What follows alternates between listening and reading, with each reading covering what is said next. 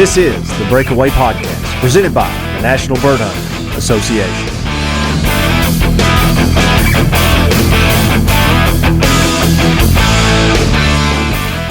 The NBHA's The Breakaway Podcast is brought to you by Purina Pro Plan. Fine-tuned nutrition to promote strength and stamina in the canine athlete and longest-standing supporter of the sport of field trialing nationwide. You can fuel your champion with Purina Pro Plan using various physical and online retailers wherever pet food is sold. Purina Pro Plan. Fuel the champion within. Garmin. Delivering innovative GPS-enabled technology across diverse markets including sports and fitness, outdoor recreation, marine, automotive, and aviation. Garmin. Engineered on the inside for life on the outside. Gun Dog Supply. The leader in training collars, tracking collars, and so much more. Fast, friendly service, great customer support, and the newest gun dog products on the market. Gun Dog Supply. We train our dogs with the products we sell. Mule brand clothing and apparel. Outdoor clothing for all sorts of environments and conditions. From hunters in briars and wading creeks to forestry personnel, farmers, motorcycle riders, and utility workers, Mule is clothing for hunters made by hunters for over 38 years. Find your Mule brand gear at www.okiedogssupply.com. Gun Dog Central. Gun Dog Central is a centralized location for finding your next dog, whether it be a pointing dog, retriever, flusher, versatile breed, hound, terrier, you name it. Gun Dog Central is the place to find your next canine athlete. To find your next champion, visit them at www.gundogcentral.com. onX Hunt, the #1 hunting GPS app. Join the millions of hunters who trust onX Hunt to find more game, discover new access, and hunt smarter. onX Hunt. Know where you stand. And Park Cities Quail Coalition. Park Cities Quail Coalition is a nonprofit organization run 100% by volunteers who are passionate about sporting traditions and determined to make it available to future generations by working to sustain and restore huntable wild quail populations, to encourage and educate interested youth, and to celebrate the quail hunting heritage.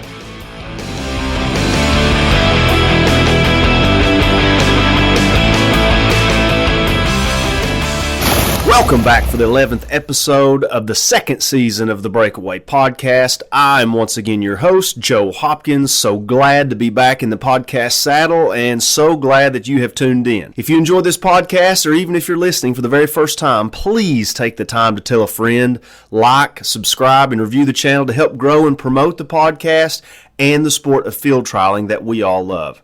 Our guest this episode is Rich Robertson Jr., a legendary figure in the field trial community. Spending an entire lifetime in field trials, Richie has earned more than 260 championships across 17 states and 2 Canadian provinces within multiple sanctioning bodies. His legacy includes handling 64 separate dogs in 32 national championship appearances, with 2 of his dogs, Toccoa Mountain Sunrise and Hicks Rising Sun, inducted into the Hall of Fame. Richie's impact extends beyond his impressive record. Known for his mentorship, generosity, and willingness to help others, he has played a pivotal role in developing field trial grounds and shaping the careers of many in the sport. His influence is profound, with close to over 90% of setters at the Nationals from 1984 to 2023 either tracing their lineage back to his breeding or benefiting from his handling acumen. But before we get to Richie, besides the presidential campaigns going on, the 2024 and 2025 National Bird Dog Hall of Fame campaigns are well underway, if you can't tell, and I want to touch on very quickly the voting process on the horizon and give you a few tips to ensure that you get your vote casted and you indeed are eligible to vote. So the first thing is you must be a print subscriber to the field put out by the UKC in order to vote. This will be verified at the time of voting in September. Number 2, and please note, online subscriptions are not eligible to vote. Only print subscribers will be eligible to vote. Number 3, there won't be any printed ballots this year. Voting will be conducted solely online with instructions included in the September issue of The Field. Number 4, online voting will take place from September 1st and close on September 30th. And the last point, if you're not subscribed to the Field print version, you can do so at www.shop.ukcdogs.com and cast your vote this September. The Breakaway Podcast also wants to congratulate this past season's Purina Dog of the Year award winners and Hall of Fame inductees, including Mr. David Williams and our guest for this episode, Mr. Rich Robertson Jr. and Pointers, House's Rain Cloud, and True Confidence. We also want to congratulate this year's MBHA Dog and Handler of the Year award winners. You can find a roster of those winners on our website or Facebook page with all of those winners acknowledged, and we also want to congratulate Mr. Greg Blair, his family, and the entire Dale Creek Gun Dogs team of Tom Waite and Andrea Ward for the induction of setter male Blair's Witch Project into the National Bird Hunters Association Hall of Fame. Congratulations, everyone. And new for the second season of the Breakaway Podcast, we want to make you aware of a new segment called What's the Point?, where we take your listener-submitted questions and try to answer them the best we can to enlighten, enrich, and engage new and seasoned field trialers alike with answers about everything field trialing and bird dogs. So message us on Facebook or email your bird dog, field trial, animal husbandry, breeding, and training-related questions for a chance to hear them answered on an episode of the podcast. And this episode's question comes from Derek from Arizona, and Derek writes, Joe, I have a 7-year-old English pointer that is a great hunting dog, but I know he could probably never run at the ranges you discussed for field trials in previous episodes. My question is, how do you train a dog to run at those ranges required of the various trial types for horseback and walking trials? Big fan of the podcast. Keep the episodes coming. Good question, and thank you for the question, Derek. And some may disagree a little with me on this, but I don't feel like you train a dog to run at a specific range. You definitely can encourage one to run out a little bit farther by pushing it, and you can definitely tighten one up by various means, but I feel like the dog itself and its genetics and its natural tendencies dictate at what range that dog is going to be comfortable and more effective at. I can't say that I breed a litter or buy a dog and just decide I'm going to make this dog an all-age dog. I'm going to make this dog a shooting dog, because what if that dog inherently has a very tight range and it likes to quarter real sharp or just stay naturally closer to you by nature? And yeah, you can push him out a little bit farther on an ATV or horse and try to get him to stretch their legs a little bit more, if he or she even will, but there is a good chance that that dog is going to be what he or she will be range-wise. And that's why the different formats exist for this very reason, to accommodate different dogs and different handlers. For example, if you live in or love the grouse woods and have dogs, the cover dog trials are going to knock you square between the eyes and be just for you. Or if you have horses and have bird dogs, the format for you is going to be horseback trials. It's going to fit you perfectly. Or if you don't have horses, but you definitely have high-quality bird dogs, you're going to love walking stakes. Those are going to be perfect for you. And as for the dog itself, Derek, the various formats more or less exist to accommodate the different types of dogs and their ranges. Some dogs have a tendency to run bigger than others. Some dogs have a tendency to pattern or quarter tighter than some other dogs. And our all-age circuits exist to accommodate those dogs with extreme range that like to grab an edge and run into the horizon out of sight. And our shooting dogs may be a little bit tighter as compared to all-age dogs. Maybe they have a little closer handle on them, but even those dogs still yet have a great determination to run out for what the country allows. And that's also a big component too, is the ground itself. If the country you're running in has 500 to 800 yard lines and edges, judges want to see that all-age dog more or less run to the extents of those grounds, while the shooting dog, you should still exhibit a good range, a good healthy range, and get out there well off the course to birdie objectives and cover, but not necessarily as extreme as the all-age dogs typically do. And when I'm judging, I pay particularly close attention to the grounds that we're running on and ask myself after each brace, did this dog run to what the country allowed for and what's called for the type of stake or dog that it is? Some grounds lay out better for other types of dogs. That piece of ground with a lot of edges and woods and tight 90-degree turns probably better suited for a shooting dog or a walking dog that will cut it up nicely going forward. And that big open rangy piece of ground with field edges and wood edges that run out of sight, probably a better place to show that big run and that all-age dog going off into the horizon.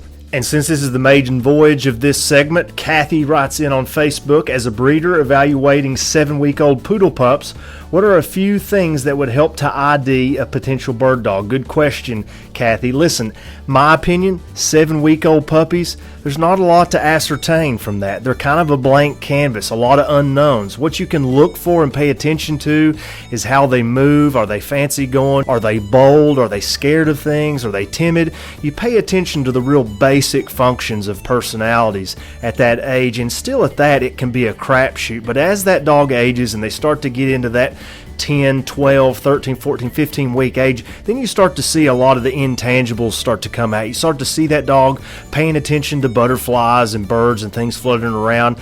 And if they really hone in on that stuff, and especially if they try to point it, then you might be well on your way to a bird dog or a dog that enjoys getting after birds. My advice, Kathy, don't worry about it at 7 or 8 weeks old. Let that dog mature, let it grow, let it learn, take it on puppy walks, introduce it slowly to things that will be a part of its daily life. If that's gunfire, if that's the flapping of wings, and if that's the banging of a feed pan. Get that dog ready for those things here and now, for those things are going to be a part of its daily life, and then let's monitor how that dog progresses and grows to see what intangibles it may have as a bird dog. Thank you for your question, Derek. And Kathy, if you would like to hear your question answered on an episode of the podcast, write into us at joehopkins7@gmail.com. That's JOEHOPKINS, the number 7@gmail.com, or message us on Facebook with your question for a chance to hear it answered on the podcast. So with that, and without further ado, let's welcome in our guest, Mr. Rich Robertson Jr.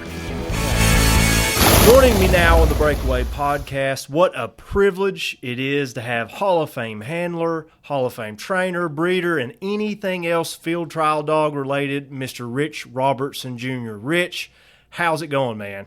Very well, very well. It's a good evening and ready to do this with you. I'm looking forward to it.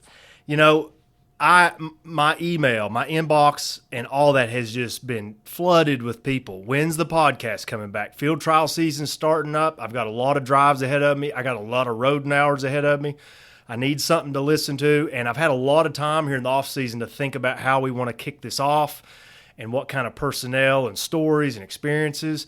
And I got to be honest, I told some of the guys when I was kicking some ideas around to have on, I'm going to self-indulge with this one. I'm going to get one of what I feel like is my people, Mr. Rich Robertson. I mean, as a kid, Rich, I could not get enough of Toccoa Mountain Sunrise. I had hunting dogs with TMS blood, and I just wanted more and more and more stories. I was looking for articles and all that.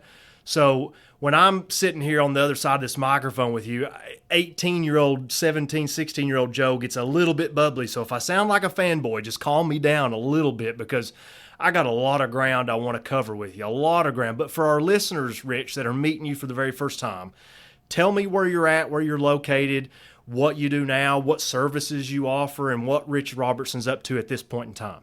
Well, I live in Payette, Idaho, and I'm still training bird dogs. Done it my whole entire life. In 2016, I decided to step away and spend time with my family. It was time to do it. And I had sold the ranch to Keith and Bobby Richardson, and they're big in the German Shorthair world. So they decided to hire me as their ranch manager to oversee it. And that's what I've done. And my wife and I, for the first time in life, we didn't have to make a plan around a field trial or a work schedule or nothing, So it was kind of unusual at first. Yeah. But so now, that being said, I was doing that. In 2017, they had their own private trainer and running German Shorthairs, and their trainer had things come up and he left them, and that left them needing a trainer. So I said, "Oh, don't worry about it. I'll help you out until you get somebody hired." Retirement didn't last very long. Oh, no.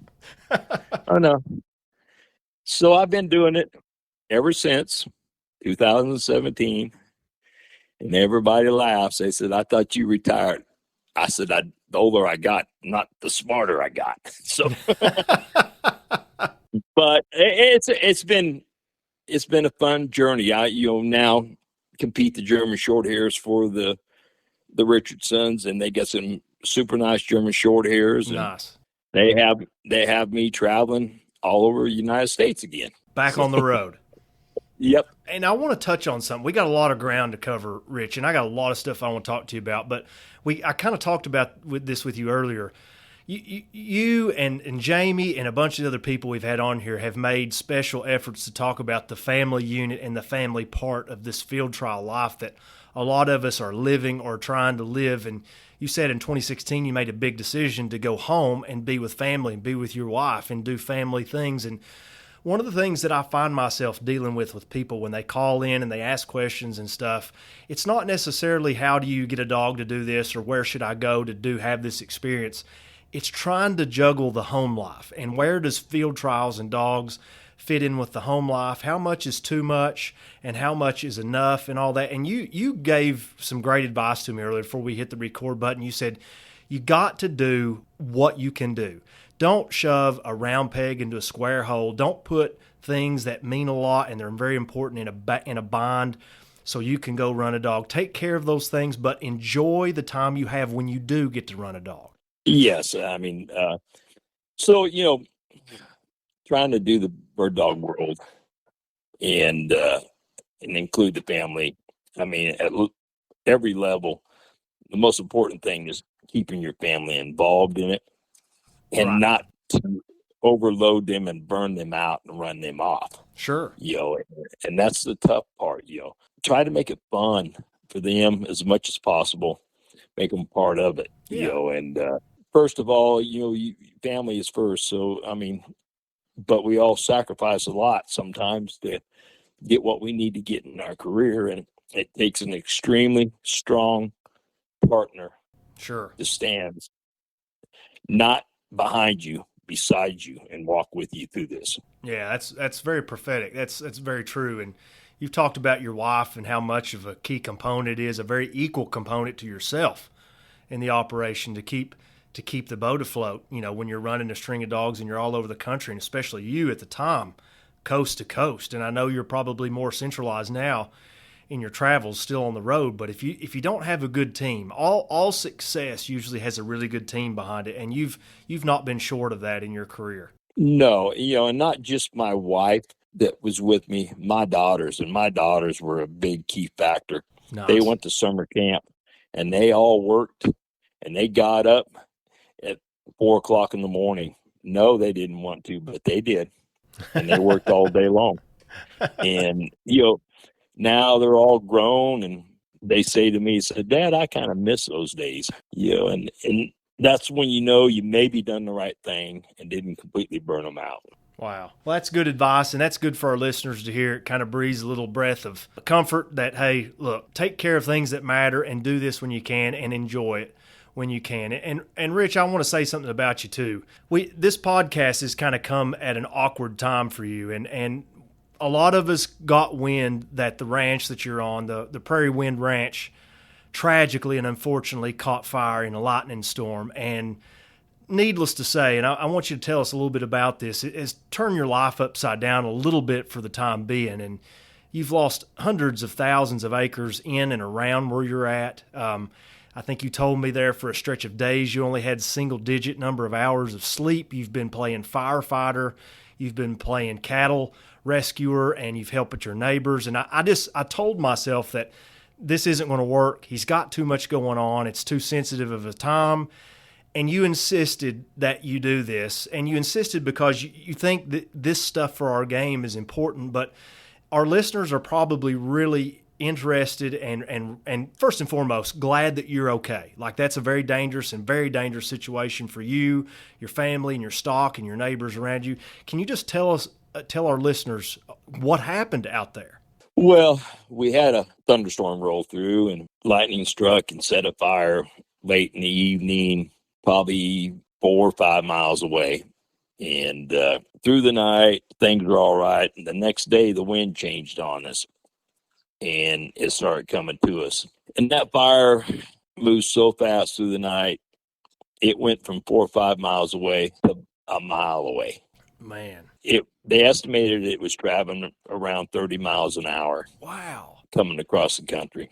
And so didn't really sleep that night up because I was watching it anyway. And I laid down for a little bit and got up, and 1:00 in the morning, we were on fire. I jumped up, told my wife to start calling the fire department. And I ran up the road to the neighbors, which I knew he was there all by himself, and woke him up because it was right there at his house. And wow. We proceeded to fight fire, and family, friends, neighbors, we all come together because that's what it took. And I mean, kids that, but they're not kids, people that grew up with my daughters now that have family, they all came in the middle of the night. Wow. And I had family members and friends that stayed with me for 2 days and didn't go to work. They called in and told their work that family comes first. Unbelievable. We have a fire. So that's, that makes you feel good. Yeah. And I mean, bird dog people came and they fought it right there side to side with me. That's incredible. And so that's, it wasn't just, I mean, when I say family, I'm talking family all the way through, from the bird dog family to just family. Extended family. Yeah. And so that's what it's about. And, like my wife and I said, we survived barely our home, but we still have a place to lay our head down. Well, I want to say on behalf of everybody, first and foremost, so glad that you and your family are okay, and that's the main thing. I know you've had a lot of people that's had you and your family in their thoughts and prayers. All of this type stuff, especially tragedy, puts things into perspective. And I think perspective that you have, and it says a lot about your character, is you didn't want to back out of this. You said this is important, and I want to get on here and tell the stories and have a conversation and stuff. And I think people are really going to appreciate that. And one thing that I can hear resonating through this is, I'm thinking about all the people and the faces and the names, the camaraderie that I have networked in field trialing. And these are the type people that would drive hundreds of miles to help me with a flat tire, or they would be there to help me do something at the house or whatever.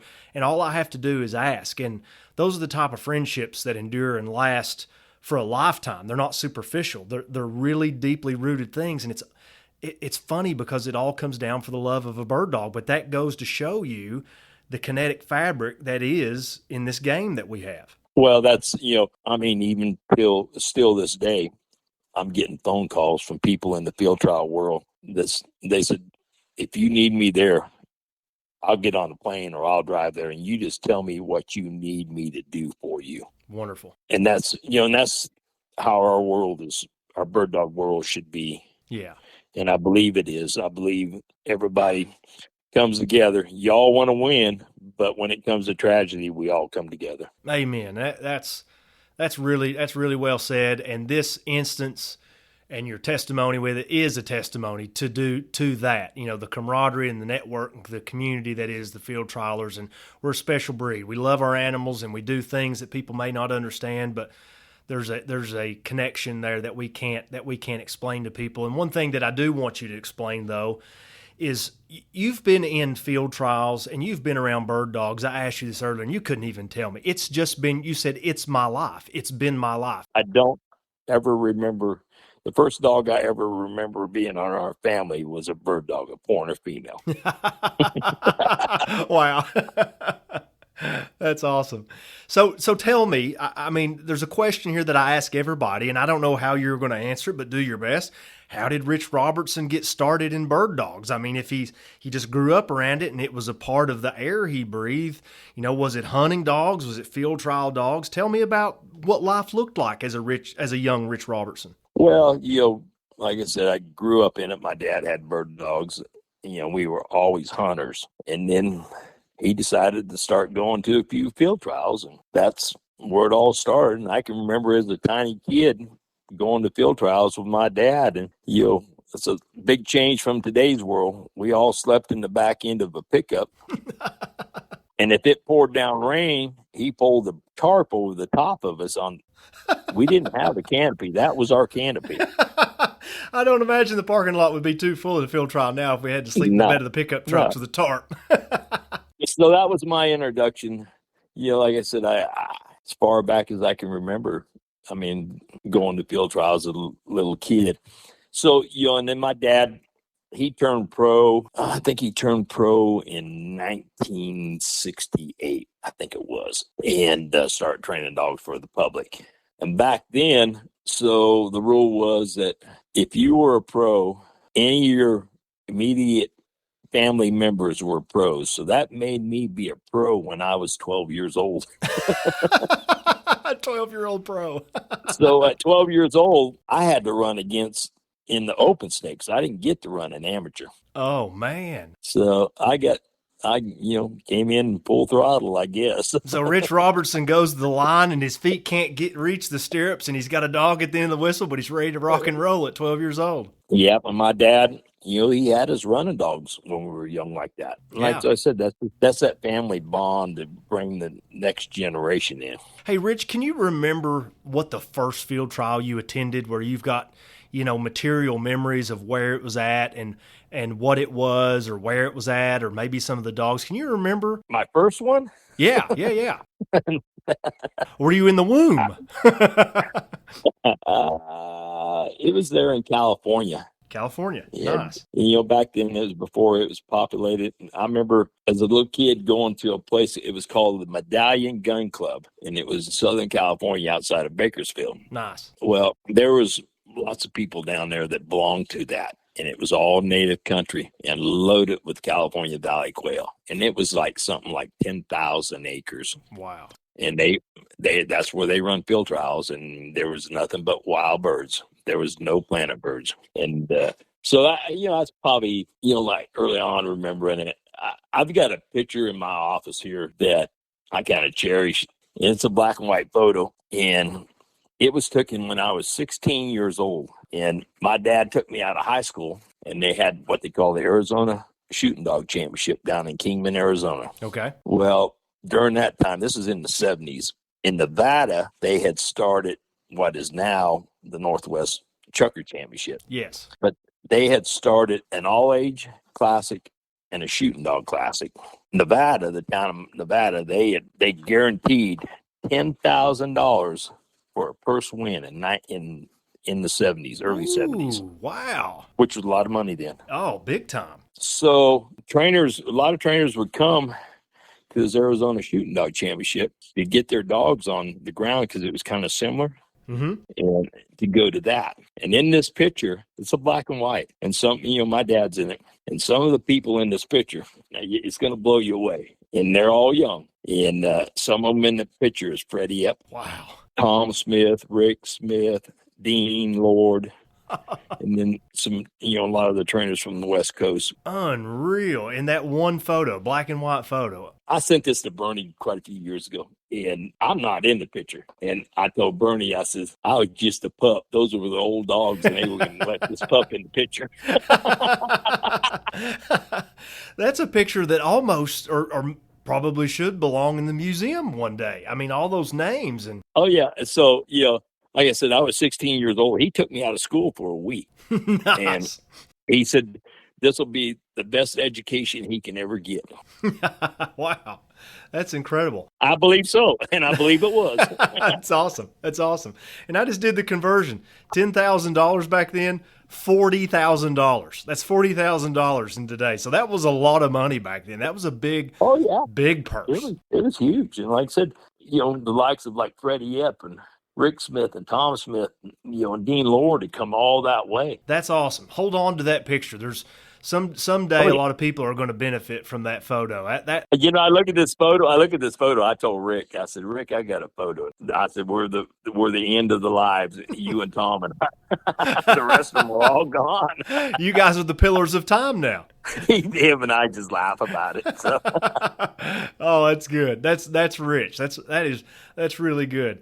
You've talked so much about your dad, Rich, and I want you to riff on your dad because I don't know that a lot of our listeners, our seasoned listeners, will know this, but you and your dad, your careers overlapped for a good part of time in your ongoing career. I believe in the 70s and 80s, your dad and your careers overlapped, and you were talking about stats and some of the stuff that's happened over your career, and maybe some of it's a little hard to delineate because your dad is Rich Robertson and you're Rich Robertson Jr., but if it wasn't delegated to one or the other, it was just Rich Robertson. Correct. I grew up, like I said, I grew up helping my dad. I scouted, and until he had some heart conditions is when he stepped away from competing the dogs, and I took the string over. And when he handed it over to me, I said, I'm not going to just trial on the West Coast. I said, I want to go nationwide. Wow.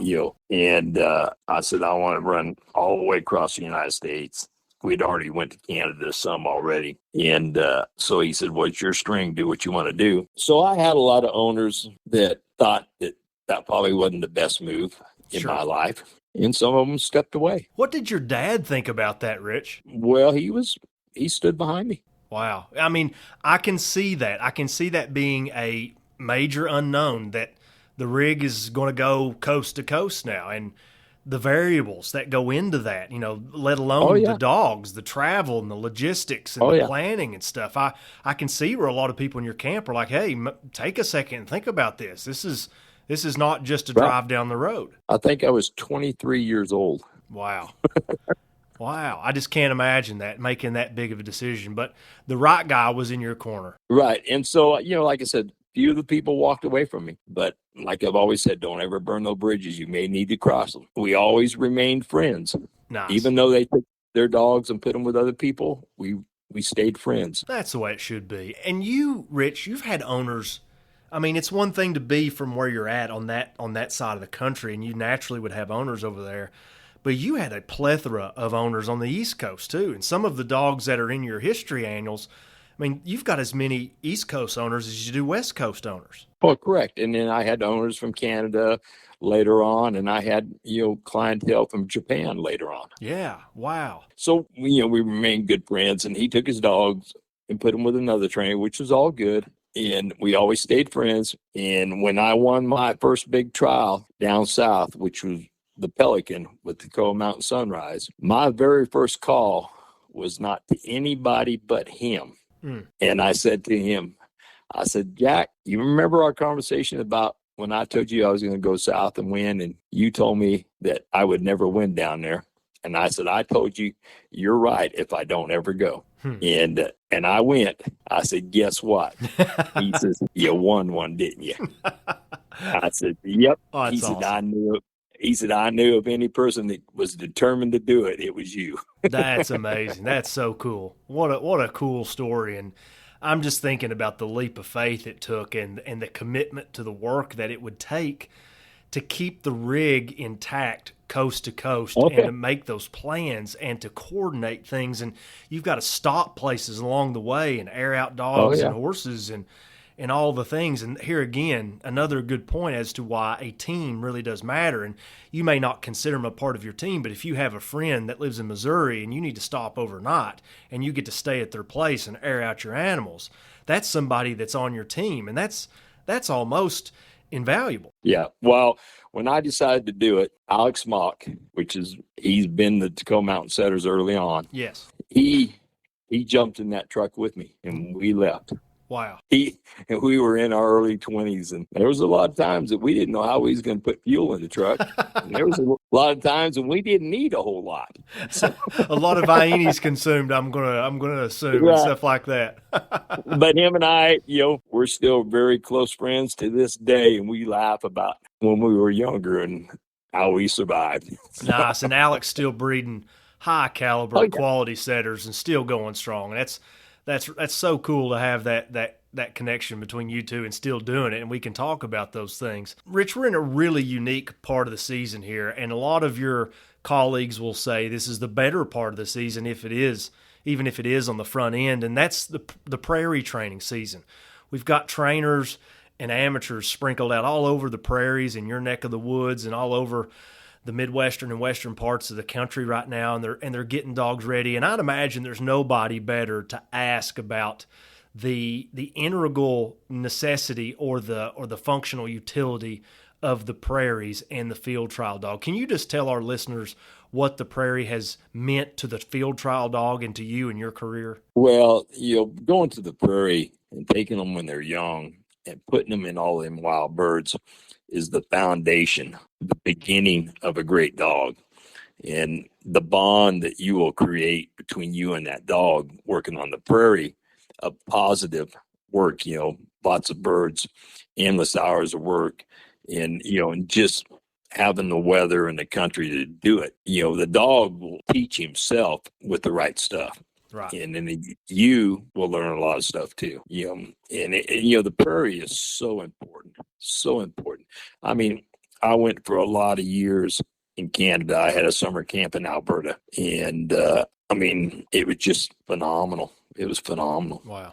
And I mean, the dogs you develop and the bond you create with those dogs will last forever. Yeah, and a guy told me the other day, it's kind of the baptism by fire for especially young dogs. You get to throw them into the pool, and all the things are there for them. And they get multiple bird contacts a day, and not just a day, the next day, and you get to find out what those dogs have motor-wise. Are they a dog that wants to touch the horizon? Or are they a dog that's going to do other things? And you get to see all that there. Well, they will sort themselves out running there to what level they need to be at, whether it be a great foot hunting dog or a horseback dog. Right.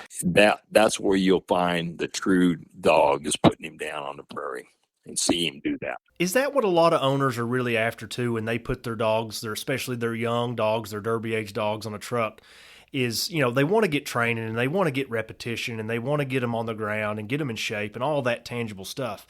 But are we really just trying to find out, hey, where is this dog going to fit? Like, what does he want to do? What's he good at? What's he effective at? Do the prairies really bring all that out? That should be the number one priority, to send that dog there to see where he's going to fit in. And if he's not going to fit your program, send him to somebody that will make a great hunting dog. Yeah. Or a great, whatever, So that's what should be accomplished on the prairies. Yeah. And somebody like you that's so close to the Canadian ties of the sport, Canadian clients, you've won countless trials in the Canadian prairies, and Canada's a very, very close thing in your field trial heart for obvious reasons, but we've unfortunately lost the Canadian trials and the Canadian ties there.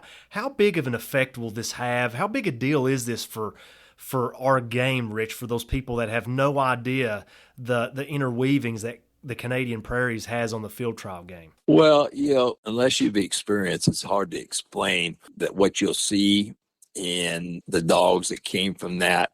But also, I've had the opportunity to talk to some Canadians. They're still friends of mine up there. And like here, times are changing there. And the big, vast prairies are no longer there, and they fenced them off and broke them up. So there's a lot of change like everywhere, but it was such a huge part of developing dogs and helping the breed no matter what it was. Because that, like I said, you would sort them out up there and know what you had.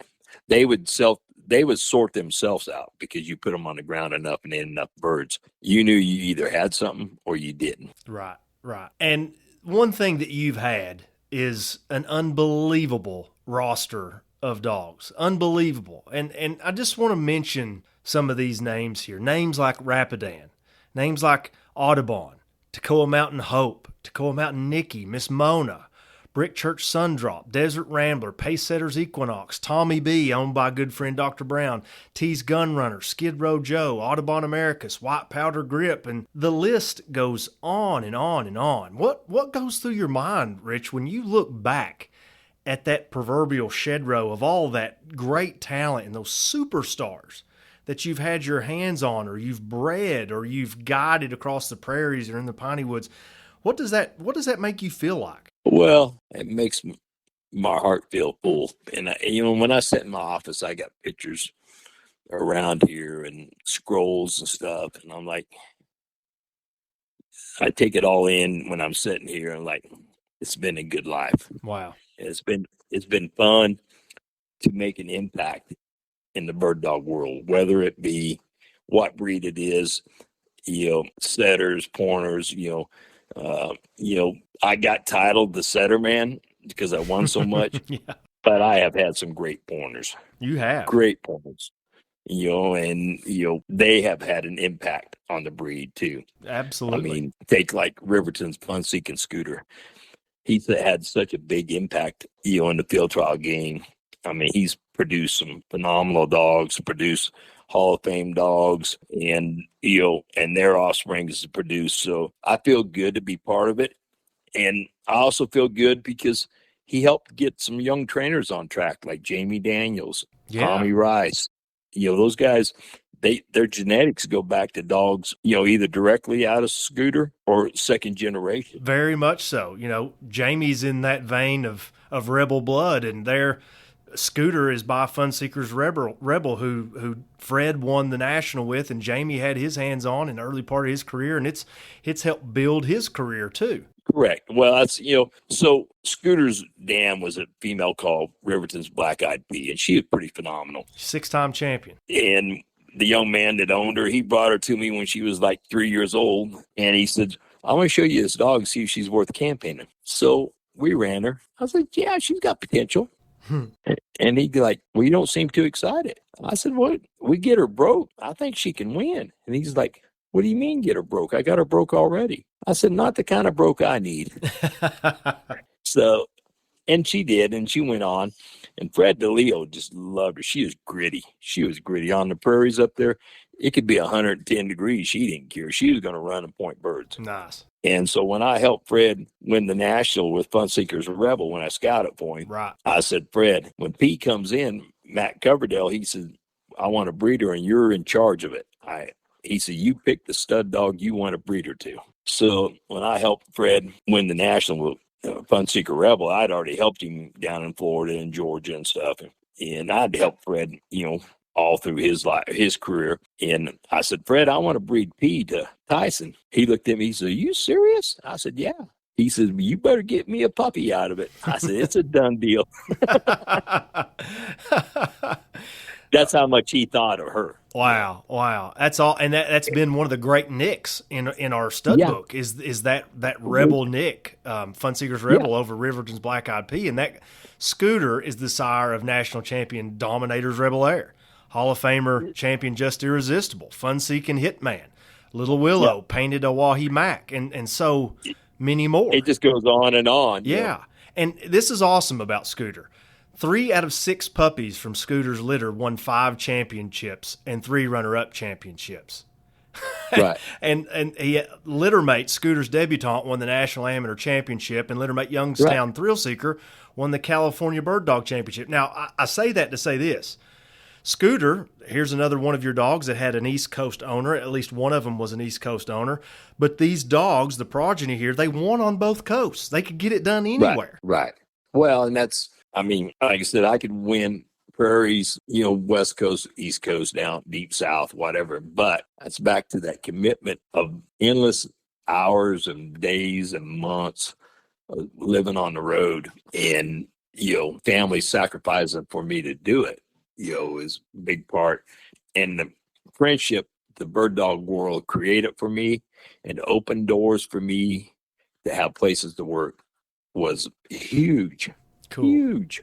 Very cool. And I remember in 1984 when I went to Grand Junction for the very first time in my life, and I pulled in there, and not at the National, but I had some friends down there. I pulled in there and I went into Dunn's Supply. Yeah. A lot of people don't even know what that is. No, it was a legendary place down there, right? And so it was an Ace Hardware store, what it was, that had a dog supply stuff in it. And Mr. Wilson Dunn owned it. And I walked in that door, and he greeted everybody at the front door with a handshake. Nice. He asked me, he said, what are you doing here? And I told him. So we talked, and he told one of the employees, said, whatever he needs, you help him find what he needs in here. Well, when I walked out of that store, he said, you got any place to work dogs around here? I said, no, sir, not yet. I'm looking. He said, meet me at the cafe in the morning. And I met him at the cafe. We had breakfast. He said, jump in the truck with me. We went out just outside of town there. He said, open that gate. I opened that gate, and we pulled back in there. He said, all this in here, he said, you can work dogs on. Wow. He said, close the gate behind you when you're done. And that was, like I said, people like that extending their hand and giving me places to work. It's lifetime experience. And I have tried to do that myself because of people that was so generous to me in my life. Sure. And, if we all don't pay it forward in this bird dog world, there you go. It's going to disappear. And nobody can be too big. Everybody should give. Exactly.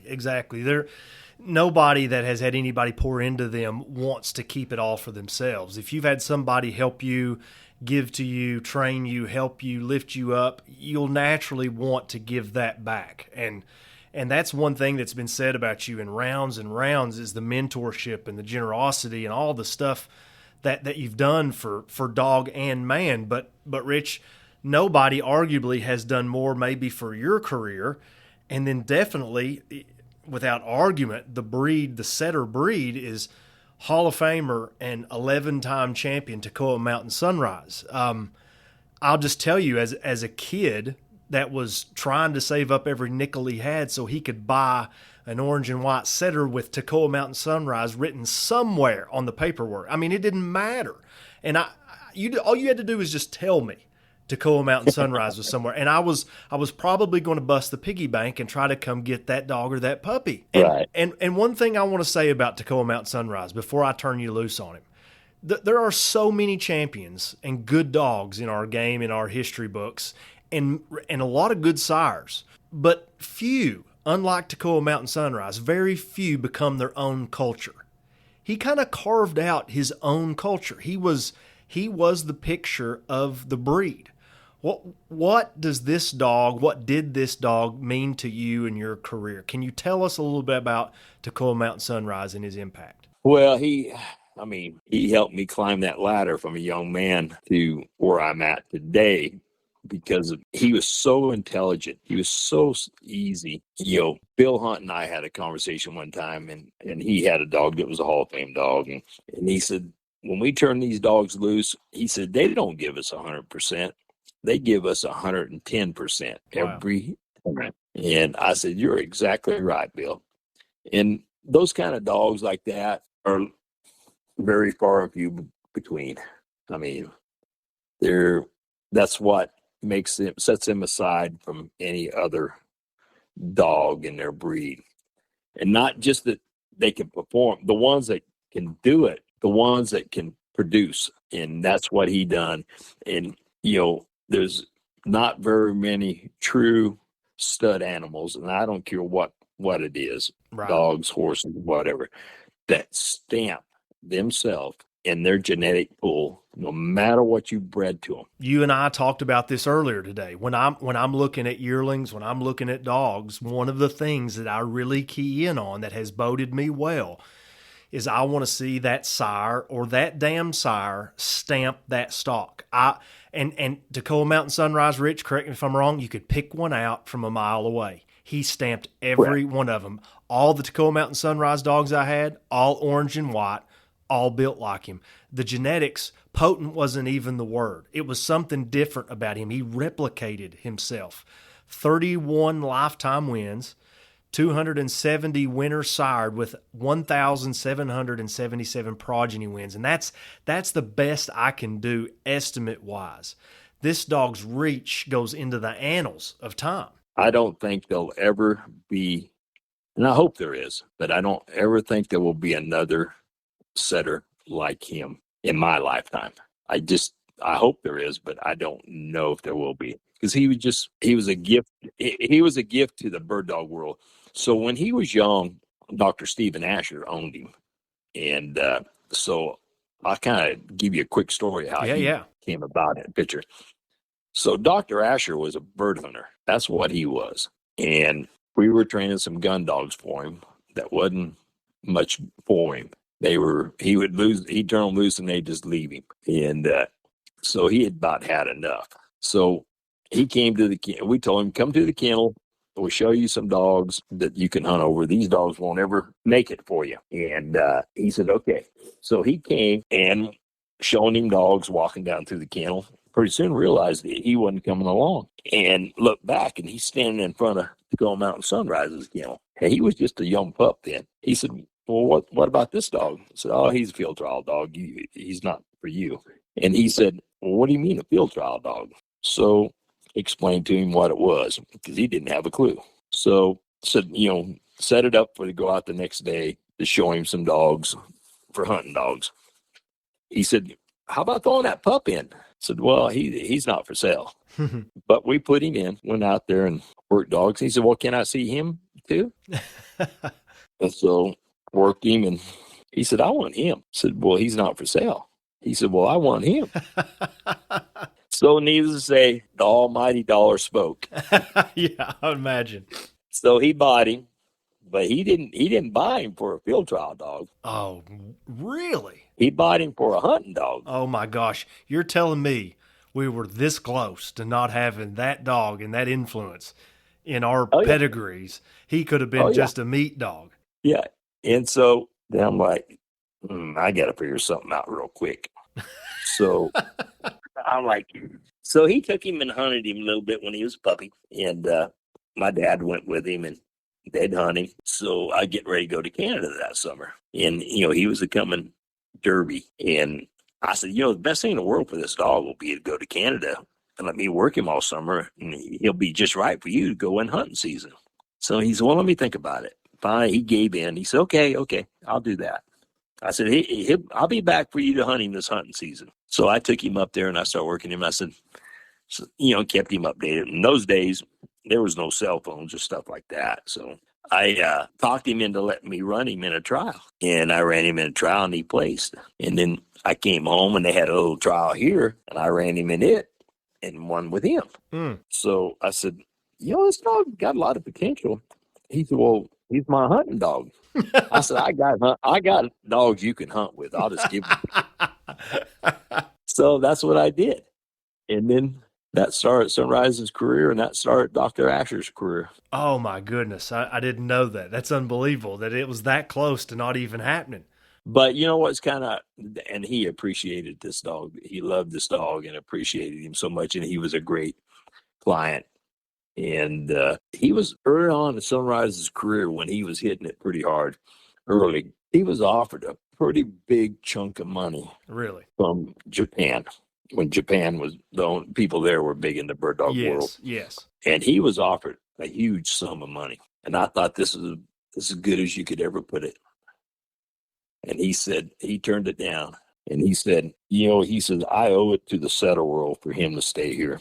Wow. He said, I feel that he said to me, I don't own the dog. The setter world owns him. My name's on the paper, but he has so much for the setter world. He said, if I let him go to Japan, we will lose. And he was 100% right. Rich, it's like a good song. A song gets to a point where it belongs to the people when it's so good and it envelops itself into culture. I mean, it becomes a folk song. Toccoa Mountain Sunrise belonged to the field trial world. He was too important, and to have the reserve and the discipline and that intuition to turn down a sum of money that I can only imagine and bank on the fact that the dog's going to make a difference. It's a fairy tale story, isn't it? Oh yeah. And like I said, we're to this day, Dr. Asher and us, we still are extremely close friends, and he's not in the field trial world anymore, but he's still an avid bird hunter. And he said it introduced me and opened doors for me that I never would have seen in my life. That's unreal. That's so cool. And to think that it almost didn't get off the ground. That's yeah. And yeah. A lot of people, but to me, that's the most, and one of the things that I think is hurting the sport today is that a lot of people don't have the time for the hunter. That's true. That's where the field trial people come from, the bird hunter. That's exactly right. And that's where my clientele came from. I mean, the owner of Hicks Rise and Son, he was a foot hunter. He wasn't a field trialer. Right. And, it just goes on. And that's, to me, that's the way I was raised. And you cultured those people. They may not, it wasn't about field trialing. It was about bird hunters. And then they would see that field trial dog and they're like, I'd kind of like to have one like that. Yeah. But you got to take the time. I don't care who you are, trainers, whatever. You have to take that time out and welcome any newcomer, any bird hunter, because they're all potential field trialers down the road. You never know when you're dealing with the next owner that might have some of the bigger breed influencers going forward, or the next best handler or trainer, or the next amateur that shakes up the world if you'll just spend a little time and maybe lend them a horse or give them your ear or take them to a trial. Right. And I mean, it just goes on and on and on and on. I mean, and that's how the sport, that's how you grow the sport. But I think that's where we're missing some today. that, I mean, our whole world has got busy and nobody takes time out Yeah. to sit and talk. Right. And, I got a young man here that down the road that is wanting to get into it. And he called me up and I said, you come and visit with me in the evening and we'll talk. He said, really? I said, yeah. And when he left, I handed him training stuff. He says, what I owe you? I said, nothing, not a thing. Wow. Cool. And he's like, no, I have to pay you. I said, no, you don't have to pay me. I said, the bird dog world has been extremely good to me. And this is my way of paying it forward. And this is what we have to do. Exactly. And we've circled back around to that paying forward principle where somebody paid it forward for Rich Robertson Jr. And now he pays it forward to others. And that's how it should work, because you never know when you're going to start the next, person that's a staple in the game, or a contributor, or a leader, or a breeder, or any of that stuff. You just never know where that's going to come from. And it may be on you to get that person in the saddle for the first time, or take them to a walking trial or whatever. And one of the things that I love about Tacoma Mountain Sunrise, to get back to him real quick, he competed at the Nationals in 88, 90, 89, 91, and 92. And he was a staple at the Nationals. And no, he didn't win it, but I feel like he was the top. He had some unbelievable performances. Yeah, I was getting ready to say there's no doubt that he wasn't knocking on the door in a majority of those. But it's the dogs that have a tendency to find themselves on the big stage like him consistently are the ones that you really need to hone in on, the really special ones. I mean, he got runner-up at the Continental, and I think in 92 in a big 70 dog entry, and that's a place that's hard to win as itself, but setters don't own a lot of real estate at that championship, and that's just unbelievable stuff to me. But not during that time. Sure, right. I mean, it was a different time, and it was a little harder for a setter to win back then. It was, I mean, you had to get it done, and he was one of them. But I mean, not just him, his son, Hicks Rising's son, he produced. They were only a year and a half apart in age. Yeah, and I didn't know that. Talk to me a little bit about, because this inevitably had to happen, Rich. Was it hard on you or the owners or the dog itself that it had to that Hicks Rising son, who's in the Hall of Fame too, 10-time champion, son of Sunrise, that he had to maybe compete in his shadow a little bit? Oh, he did. He did. He competed in his shadow. And there was a few times that I thought, well, I thought he beat his dad. He's beat Daddy today. But that's all right. I mean, he was a good contender. I mean, and he won all over. I mean, I won the Mississippi Championship with Hicks Rising's son. Yep. I had flew down there for the Invitational and ran him in it. Oh, wow. Cool. And the Mississippi Championship was running right after it. So I ran over to the Huffmans and I ran him in it. And Larry Huffman helped me. And then they used to announce top dog of the day. Mm-hmm. And so he ran the first day and they named him top dog. And there were still several days left to run. I mean, I can't remember the entry. It was like 40 or 50 dogs. And so I said, I got to go back home. I got to trial. I got to be out in California in a couple of days. Wow. So I jumped on the plane, flew home, and everybody's like, are you leaving? I said, yeah. They said, well, you're sitting on top. I said, well, yeah. They said, well, you going to leave? I said, well, that shouldn't make a difference. And they said, you need to stay and protect your interests. I said, well, if I'm not going to get it, I'm not going to get it. And for me to sit around here for a couple more days is not going to change the final decision. And they're all, the other trainers like, I can't believe you're leaving. I said, well, I am. So I came home. It was a couple of days later. I'm in my truck driving to the next trial, going to California. When Piper Huffman called me, she says, you won it. Wow. So, I mean, and it makes you feel good. I mean, you know when you've done an outstanding job. Yeah. I mean, you're confident in it. You really, you don't even care what the result is, because you know that the dog did what he had to do and all he could do. Well, when, like I said, Larry Huffman was helping me, and that's his home grounds. Oh, yeah. And I remember he told when he had to call point on him, standing way in there, and the one find that defied everything else. He had other bird work, but I remember riding up there, and Larry says, "Damn it," because he knew that was the nail in the coffin right there. Yeah, he knew everybody was playing for second. Oh yeah. That's awesome. That's all. And look, here's another string of familiarity here. Hicks Rising Sun, son of Tacoma Mountain Sunrise. Hicks Rising Sun competed at the National in 94, 95, 96, 97. Here again, this setter, stamped by his sire in both aesthetics and performance, finds his way to the big stage. 27 lifetime placements, 64 winners sired, and 217 progeny wins. He himself, and this probably gets lost, Rich, in the shuffle of things because Tacoma Mountain Sunrise is just so prevalent.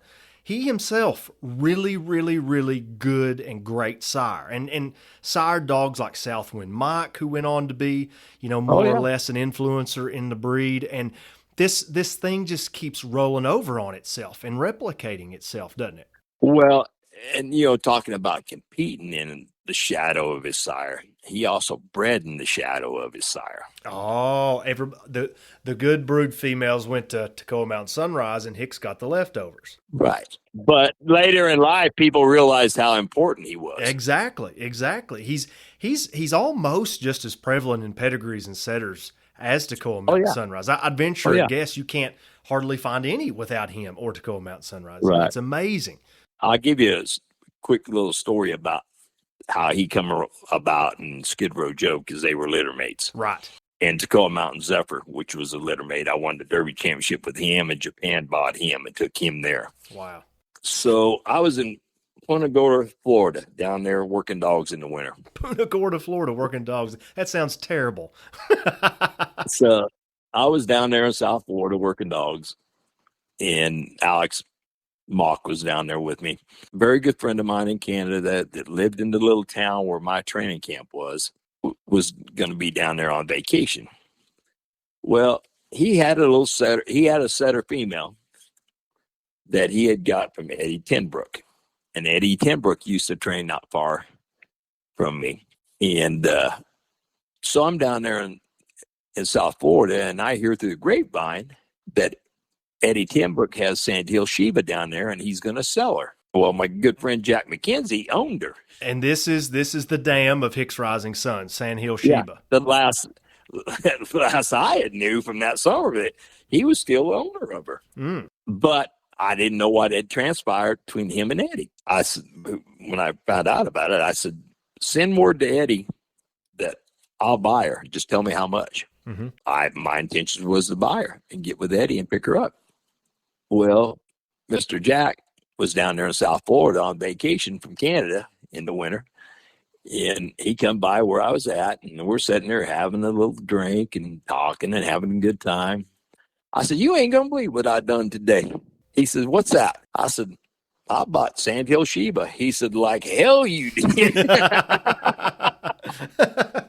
And so he said, what are you talking about? So I told him, he says, we'll talk tomorrow. Uh-oh. And he got up and left, him and his wife. And like I said, we were good friends. Next day, he come and saw me. And I know what he did. He went and had a talk with Eddie. And he says, what do you want to do with her? I said, I want to breed her to Jack. And he knew who Jack was, He says, and raise the puppies? I said, yeah. He said, let me think about this. So we sat there and had some drinks. And he said, you're coming back to Canada this summer again, right? I said, oh, yeah. He lived about 5 or 6 miles from my camp. He said, okay. He said, this is the deal. You take her home with you. You breed her. You raise the puppies. And you get her back to me. I said, done deal.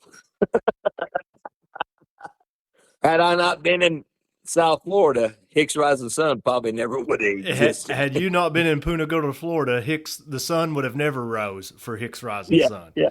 Unreal. But that's back to like sunrise, sometimes being at the right place at the right time.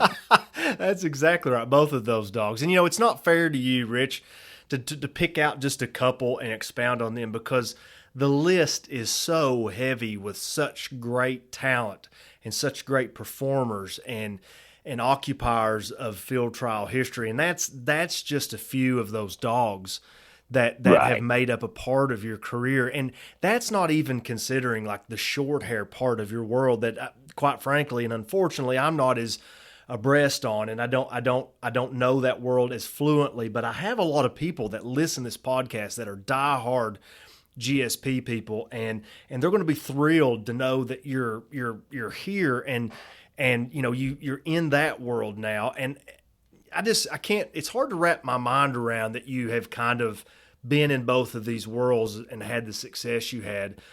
You're probably, though, unfairly thought of as a setter guy for obvious reasons, right? You've had these dogs in the Hall of Fame.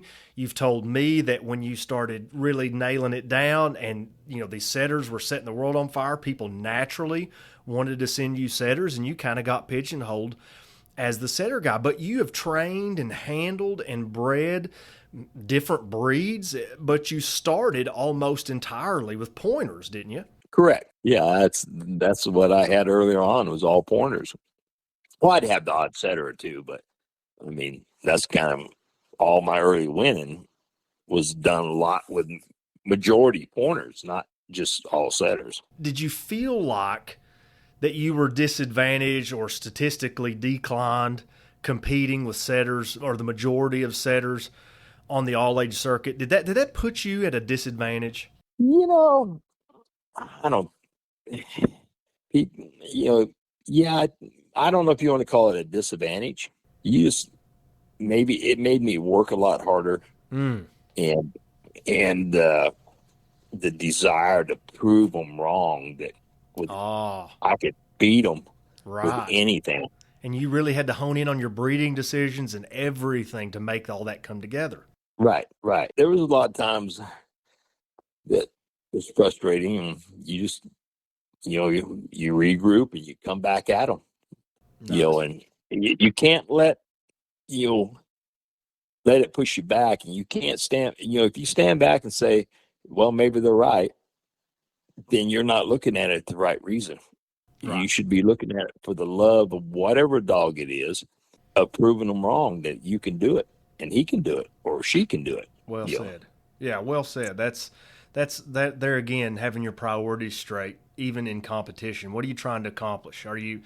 If you're only out there to win, you're going to get your teeth knocked out more times than not. But if you're there to work on something and build something, or get better, or learn, or even if it's just to enjoy yourself, you don't just ball up and quit or take your ball and go home. Right. You keep your head down, you make moves, you change things, and you do all that. One thing, though, that I've always been curious about, because this really doesn't happen anymore, is talk about the difficulties or the complexities, things that maybe people that like me that hop in the truck and the trailer and we drive 45 minutes or a couple hours to trial grounds to compete on a weekend or the championship. Talk about the difficulties and complexities of traveling and competing on both coasts. What did you logistically have to work out? Say you're in Mississippi one minute, but you got to be back in California the next minute. How did that work? A lot of sleepless nights. I imagine. No, like I said, you just made a plan, and and living in the bird dog world, there's people everywhere, and keeping them doors open and staying in contact. There was always somebody to bail you out most of the time somewhere, whether it be a hunter or a field trialer. You could make a call and say, "Hey, I have this problem." And it sounds like you were fortunate enough to be able to fly and make those kind of treks. Well, not much. Okay. Not much. I mean, I flew a little, but not very, very little. Okay. Most of it was driving. Wow. Oh man, your poor truck. I mean, and back then, the vehicles we drove were not like today's world. Oh, so. No, not heated seats and cooled seats and massage your back. There was no cell phones. I laughed about I think it was a year ago, maybe, talking to some of the young pros in the short hair game. We were sitting there talking, and I was telling them, about going to Canada and stuff. And I said, you know how we communicated with our clientele? And they said, no. I said, we wrote letters. And they said, what? Letters. I said, oh yeah, we wrote letters. We didn't have an internet and we typed stuff. Right. We wrote letters. Wow. And I said, and in the United States, we talked on phone booths. And they said, what are you talking about? Yeah. I said, a phone booth. They had them on the corners. I said, you can get you either a phone card or a whole pocket full of change. Or make a collect call. Yeah. And you'd sit there. I said, if you could find the right one, you could pull up to it and sit in your truck and do it, or on the tailgate, and mix you a drink and call everybody. Nice. They're like, what are you talking about? I said, you all are spoiled today. Oh man, that's nuts. That's nuts. You're a well of stories from past experiences and now, and how this game has changed and how the luxuries have evolved over time, the things that haven't happened, and training probably without the modern conveniences of the training tools that we have today. You said a neat thing to me the other day. You said, I think everybody, for their sake, not to prove anything, but for their own education, they ought to have to train a dog without an electric collar. And that has stuck with me the last couple days. And correct me if I'm wrong, what you would learn from doing an exercise like that is you'd learn less about reactionary things from the animal. You'd learn more about the cognitive process in the animal's mind. Figure out what makes them tick to help them learn what you want them to know. Is that what you're talking about? Well, yeah, and it'll help you read things and understand things. Yeah, you're going to make a lot of mistakes. It's going to be tough. It's going to be hard. And you may not get it done with the first one. You may not get it done with the second one. But it will teach you things that a dog does and why he does it, and help you understand. Like the technology today is grand. It is great. It is great. It has changed training completely. It has. But I think being able, we've became a disposable society. Right. So, it's not always the animal's fault. It's some of the techniques that we use. They're not all the same. And you might have the same problem, but you got to find another way around. And by training an animal without all technology, it's going to make you start to think about, how do I not create this problem? Yeah. How do I get around it? And how do I make this dog understand this is what I want? And so to me, it just helps you read. Yeah, you may not get him finished like you want him, but it will teach you a lot of things. And people, I grew up during the era where we didn't have tracking collars, and shock collars were just coming on the scene, and airplanes would go over and set them off. Electric fences would set them off. And a lot of dogs were run by the, electronics. Yeah. And not anybody's fault. But today, I think we became more of a disposable society instead of we don't want to take the time to work through a problem. Yeah. Yeah. We just move on. Yeah. If it's not instant gratification, people have a tendency to throw it by the wayside. Yeah. And, I don't know, maybe it was the way I was raised. My biggest satisfaction was developing young dogs, from puppies all the way to finished dogs, and working problem dogs. Dogs that had holes in them. Oh. I loved it. I loved it because it made me try to figure out ways to, fix it. Yeah. A problem dog requires you to dissect it. Nobody wants to do that. Nobody wants to do that today. And there were dogs that I fixed that I went on and won a bunch with. And everybody would say, I don't know how you done it. I said, I don't know how you got it accomplished. I said, well, just, lots of things. Bird hunting, shooting birds. There you go. I was going to say I'm a 100% believer. Every field trial dog, you should be able to grab your shotgun and walk and shoot birds over all day long. I almost croaked one time when I found a video on YouTube of you and several other gentlemen with your shotguns and you were foot hunting, but the dog that you guys were hunting behind was Tacoma Mountain Sunrise. I thought, oh my goodness, what are they doing? These dogs, they don't need to be doing. I didn't think they did this. I didn't think, what if he messes up? What if these birds? And you told me the other day, you start with bird hunting as the foundation. You really need bird hunting as the foundation to appreciate everything up from there. Build the trial dog from a bird hunting foundation and yourself, and go out from there. Correct. Like I tell people, that's why they're called bird dogs. Yeah, amen. There's a reason why they're called a bird dog. And, walking behind them and shooting birds. And, if you got them, if you do your job correct, they will know the difference between a field trial and a bird hunting situation. Yeah, the good ones will figure it out. And I always let my dogs retrieve. There'd be the odd one or two that I may not, because he was always on the bubble of falling over the edge. So, Sure. Maybe not, but I would walk out there and pick that bird up and come back, and I'd pull the head off and feed him the head. I was a big believer in that. Yeah, yeah. You said something about Tacoma Mountain Sunrise. You told me a story there. Well, people have asked you, or were asking you, how do you get that dog or your dogs to stand so well through the flush? Because I was telling you, one of the things that I see a lot in our quick, instant manufactured, quick trained dogs is the dog goes on point. And one of the things is you go in, the dog starts to wilt. He starts looking around, that tongue's hanging out of his mouth, and maybe his tail's flagging a little bit. And he's going through the motions of something he's done a million times, and there's nothing there to kind of tingle his spine a little bit. And you said, well, my dogs, when they go on point, they're sitting there thinking, hey, I might get to get this thing in my mouth. Oh my gosh, what's going to happen? Is it going to fall? Is it going to fly away? And they literally stood there like they were on the edge of a cliff because they were anticipating a very good thing to happen. Correct. And that's all positive. They're waiting for that bird to be in their mouth, to be praised. And, that's their getting praised is getting a bird in their mouth. You don't have to do it all the time, but just, do it, and, that's where the hunting part is very important. If you don't, if those dogs don't have a desire, to go get that bird, he don't have a desire to win a field trial. Mm. He may win, but that little extra special. Right.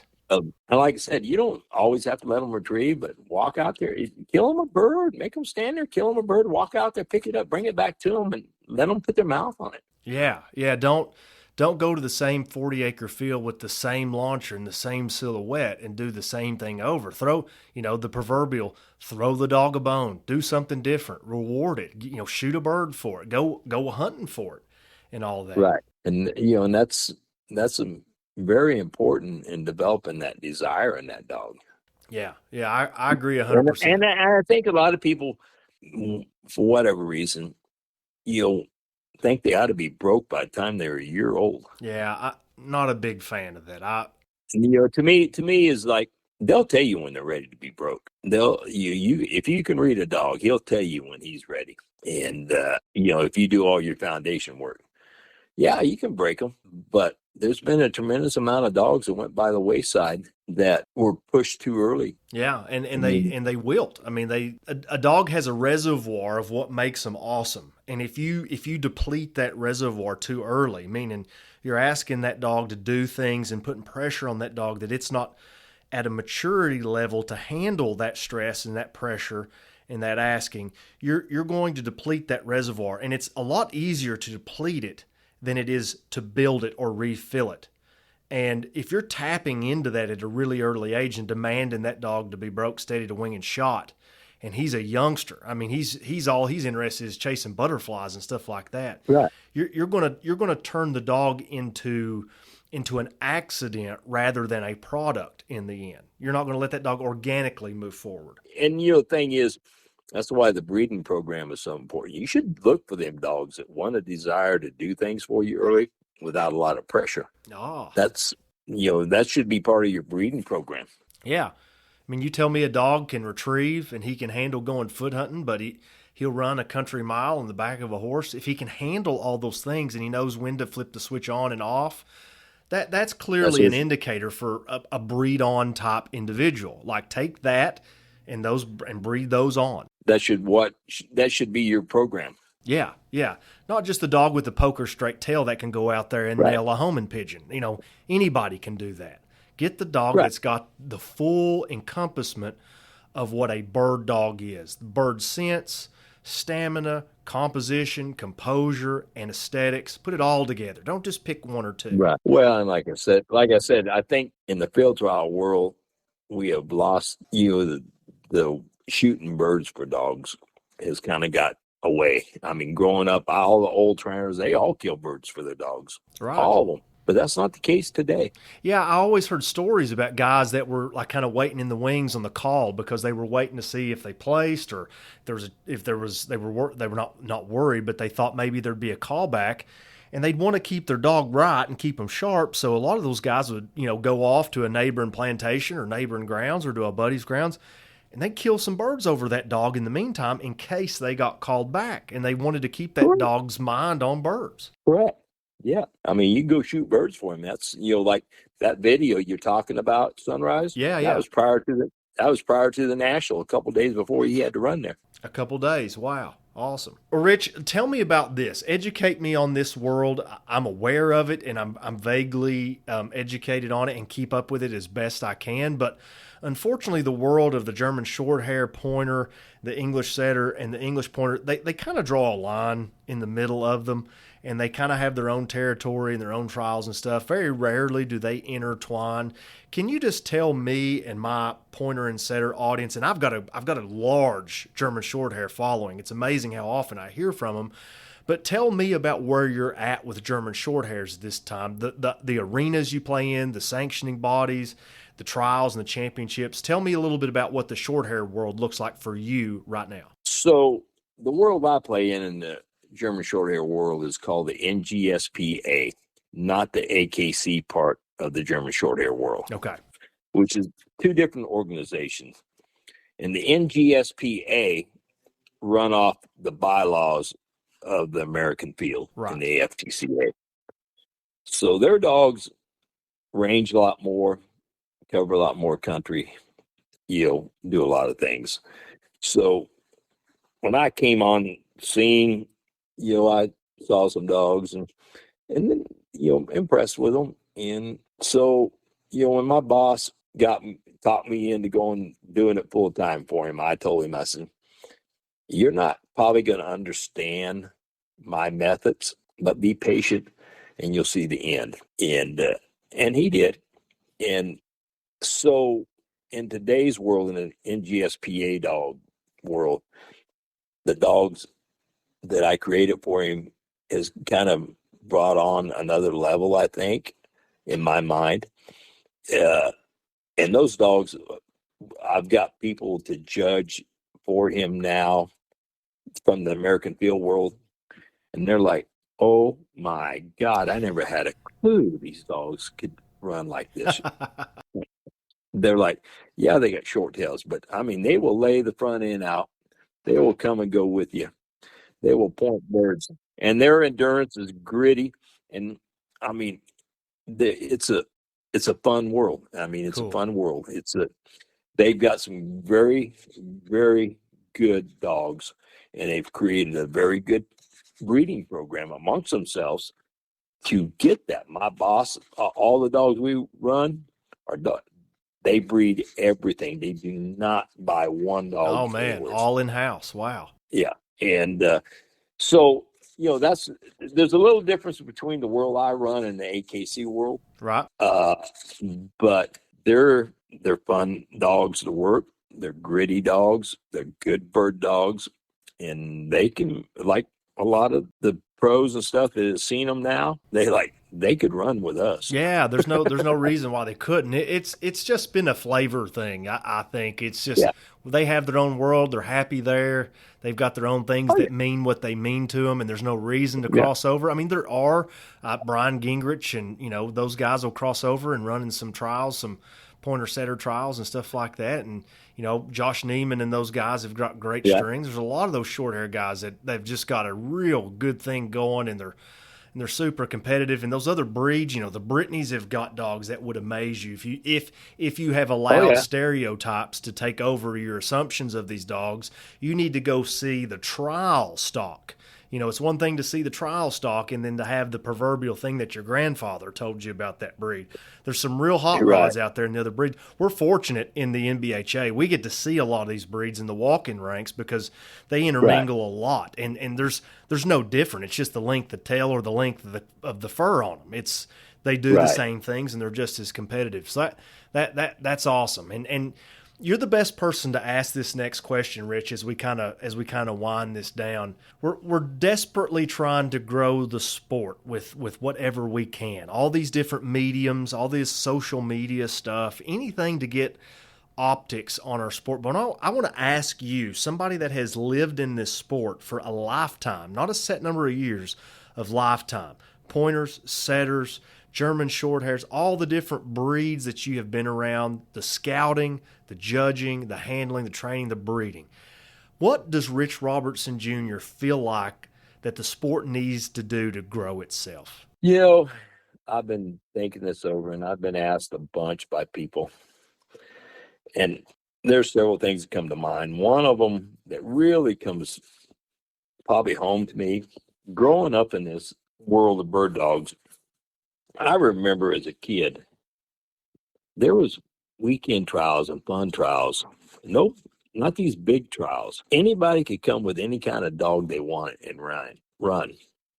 And everybody welcomed them. And it was a big family deal. Yeah. I think we've lost that. Yeah. Everybody wants a championship. Everybody wants to put one on, or they want to go on, and the cost of it is hurting the society in the bird dog world. And so the young people that have a bird dog that would like to come, they can't afford those big entry fees. No, sure. And I get it. But I think we need to go back there. I think we need to go back to having these little fun trials and stuff. Yeah, the gun dog stakes, the fun trials, the youth stakes, all that. And I really, truly believe this. The pros, I don't care where they're at, what breed they are, whatever level, they need to attend those trials to help them people and give them advice and help them. And, everybody's too busy, but, to me, if you're in business, that's your future client, maybe. Yeah, I'm thinking here, a lot of the guys that I have seen start in walking trials that maybe have moved on or branched out into horseback trials and stuff, that would have been prime pickings for some of our, pros, looking for new clientele or something that. I mean, you don't have to look and see how big their checkbook is. You need to look and see how much desire they have. And I think we need to promote that. I don't care who you are, how much you want, and if you're stepping back and away from it, you should always be there to help that person enjoy what you enjoyed in your life. Almost like taking on a project dog, whether you buy a puppy or you start a started dog, that's going to be your project. I'm going to see what this dog does, where it goes, and where it takes me. Maybe we should all have a focus, too, on people the same way. We should pick out that person that we know that has that one dog that, he's just all he's doing is beating around for grouse in the season. But, man, what if there's a chance that guy could be a diehard field trialer in 5, 6, 7 years time, and he's really doing well and stuff. And you have to put out the olive branch and say, hey, just come try this. That's exactly what happened to me. My homeroom teacher, field trialer, said, hey, I know you got hunting dogs. Do you want to go to a field trial? Rich, I had no idea what I was going to. When I left that evening, put up those sweaty horses and those saddle blankets and put those dogs up, he just knew in the back of his mind that I would not go back. It'd been hot, it was rough riding, and it was a long day. Rich, I couldn't wait to go the next day. I was so amped I didn't sleep that night. But if he had never offered that, I don't know where I'm at. Well, that's what I'm saying. That's what we all need to do, and I always said, anybody new comes, they'll stand around there and look at them like they got the plague. And I was taught as a young child, always go up introduce yourself, shake their hand, and talk to them. And I always have done that my whole entire life. Nice. And that's what we all need to do. Yeah. And I'm a big, the negativity at a trial don't need to be there. Yeah. And the negative talking sometimes somebody needs to go over and say, hey, you need to knock it off. Yeah. The condescending talk and the back, and that's in everything. Like anything you get involved in I with people. I don't care what you do, it's always there. Yeah. But if somebody don't point it out sometimes. Yeah. Yeah. And then not trying to be ugly, just say, hey, this out. New person over here, they're watching you. Yeah. Yeah. Chill out a little bit, tone it down. Like, yeah. Is it really that big a deal anyways? We got people here that we're trying to retain. And I don't care. We've all been there. If anybody says they're not guilty of it, they are totally blind. Yeah. Yeah, that's right. That's right. We all show our tail. We're all competitors or we wouldn't be doing this anyways. But exactly, we have to keep the bit in our mouth a little bit and kind of pull back and realize that the retention of somebody is more important than me stating my case about why my dog is gone or why he broke or whatever it was. Or why he didn't place. Yeah, exactly. It's not going to matter in the grand scheme of things anyways. What will matter is somebody else to bear the torch 10, 20 years from now. Rich, what's your advice for new trialers? I have a lot of new trialers asking questions, where to go, what to do. What's the kind of 30,000-foot advice that Rich Robertson has over a course of his career that he'd give to new trialers? Well, and new trialers, bird hunters, whatever, go and try to be around people that has done it, and always have open ears, have your eyes open, and don't be afraid to ask a question to somebody. Don't be afraid to walk up to that person that's winning and say, hey, what do I need to do? Right. And the day you think you know it all, you're behind. The day that you know it all is the day that you'll stop getting your picture taken. Yeah, you'll be behind. And just, like I tell people, go there with an open mind. And you may not understand it, but ask questions. Yeah. Go to people. And, don't be afraid to stand off in the corner. Walk up and introduce yourself. Absolutely. And, just be part of it. But that's where the older trialers need to make a point to make them welcome. Yeah, they should be like piranhas on them. When they see a new face, They should be all over them, all over them. I mean, I can't think of the endless amount of people that I've done that to that came back to me in life. And they're like, you're the reason we're still here. And all it was just a friendly handshake. Hello, hey, where are you from? Or, or they're getting ready to run their dog and like, hey, you want some help? Yeah. That's true. That's very true. Rich, 20 years from now, I don't know where you're at, what you're doing. 20 years is a long time from now, but you've had an experience and a career to kind of gather an opinion. Where do you see the sport 10, 20 years from now? What do you think this looks like? Is it still around? Does it look differently, or are we still on the same trajectory? I think there'll be some change, but I see hope in a lot of things. I love to see what, I've seen and been around a lot of people in the NBHA world. And I'm really happy what I see in their world and how they're growing. Yeah. And some of the young people coming, it makes me feel good, and I try to give advice when I'm around those people and help if I can, Nice. If they're and so I see a little more of that because of the availability of grounds, the cost of horses, the cost of equipment. It's gonna thin down, but you always have those people that want to step up to that next level. So, like I said, it's all about people starting down low and letting people decide where they want to be in life. And I think we all should come together. I don't care what you do and what level. We all should come together and help each other. Yeah, no matter the format, doesn't matter what acronym you're running under.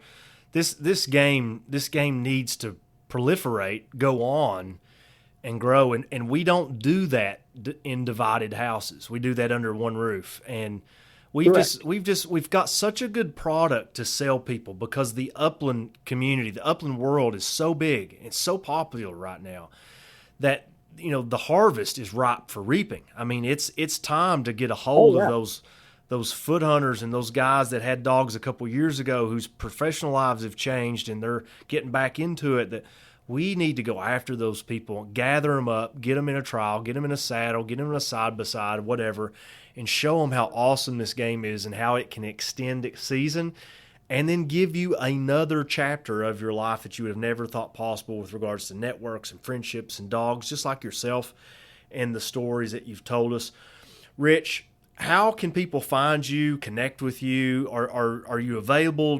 What kind of channels do you communicate with? If somebody wants to contact you and say thank you, or can you help me with this, how can people do that? Well, like I said, I've kind of stepped back, but they can still find me. I don't keep a website or any of that. I have a cell phone, but I also have an email, and it's robertsonkennel@gmail.com. Awesome. And people can reach out to me. I'm always there. Like I tell, I'm not like breeding dogs near as much as I used to, right? But I'm always there for support, advice, questions. It may take a little bit for me to get back to you. I'm not of the world of electronics. My family says they sometimes wonder why I even have a phone. I said, if it's important, they'll leave a message. That's right. Hey, when your mornings start at 3:30 and they don't end till 7:30 or 8 o'clock at night, like, it is what it is. People can live with that if they'll just get a moment with you. In my life now, like I said, I thought I was going to slow down, but it hasn't much. And, I train the dogs for the Richardsons, and so I'm pretty busy with that. Right. And I manage their ranch. I'm pretty busy with that. Sure.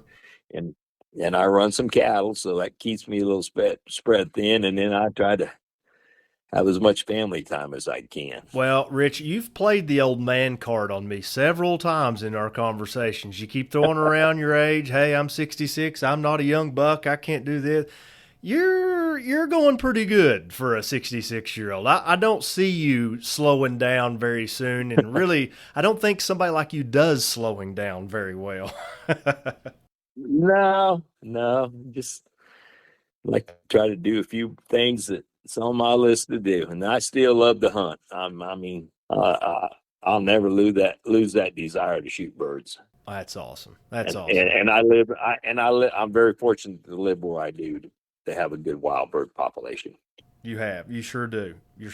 And what a great way to wrap this up. Rich, this has been such a treat for me. The listeners are going to love to hear your stories and your accounts of these dogs and these things. So very special. I can't thank you enough for coming on and doing this, especially in the circumstances that have befelled you and your family with the fire at the ranch and all that. It's a testament to your character and the upstanding of your personality in our world, in our community, and you're one of the titans of our game. Thank you so very much for your time. Thank you for the great memories and the stories and the influence you've had on our dogs, our world, and more importantly, our people. Yes, sir. It's been a pleasure. I mean, I love talking about this, and the hard times I've had the last few days. This kind of puts a ray of sunshine on me about this world that is going to go on. That's awesome. And I guarantee you're going to have some people reach out to you after they hear this, and they're going to envelop you and keep it up. Hey, big fan, all this stuff. And this is why these stories and these accounts and these feelings and all these things need to go on some medium that we can share, because the more connected we are with the stuff that matters, family, hobbies like bird dogs and work, stuff that really matters, not the stuff that the world kind of clouds our views with, the stuff that's superficial, the more good people we'll be. Oh, I agree 100%. I agree 100%. Awesome. Rich, thanks for coming on the podcast, buddy. Thank you, Joe. I enjoyed it. Absolutely enjoyed it. That was the Breakaway Podcast. Thank you so much for joining us. If you enjoyed the podcast, please tell a friend, like, and subscribe to all of our social media platforms to stay up to date on everything National Bird Hunters Association and all other field trial related content. But hopefully, we'll see you next time at the Breakaway.